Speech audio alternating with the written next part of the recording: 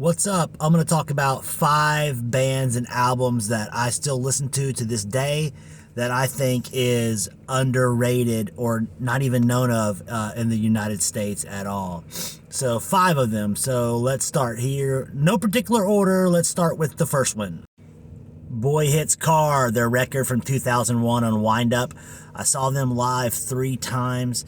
It's very new metal. It had a couple radio singles back when they played stuff on the radio, but every track on this record is great. One of the best live shows, kind of acoustic new metal. It's a little hippie-ish, but I don't even skip not one track. All right, next up. I heard a single called Hand Slide when I was like 17 years old and went out and bought this record. I hardly ever meet any Push Monkey fans. This record is so freaking awesome from start to finish. Still sounds fresh to this day. I listened to it the other day.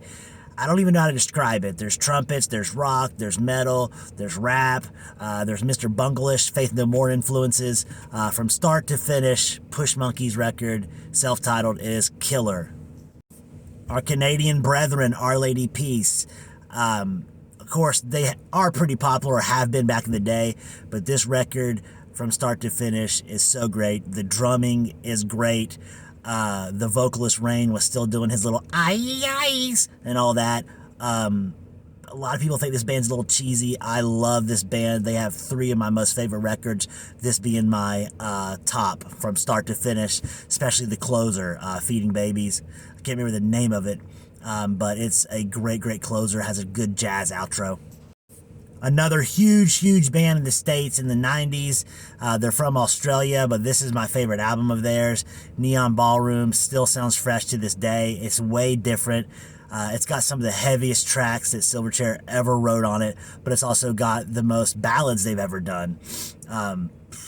You gotta love it. It was on TRL a lot, but people don't talk about this record a bunch. Every track is on it. I wish Silverchair would get back together and tour the States again. I saw them once, and it was amazing. Last but not least, Nothing Face Violence. Nothing Face didn't put out a bad record. They're from Washington, D.C. Metal. The best screams, the best riffs, the best vocals. They sampled horror movies before a lot of people did. The vocalist passed away in 2017. I saw them when I was 18. They took me onto the tour bus and made a great memory. I drank a beer with the guys. Some of the band members went on to form Hell Yeah and a couple other successful bands, but you cannot go wrong with Nothing Face Violence. And that is 5 records, my friends. Let me know what you think in the comments. What are your 5?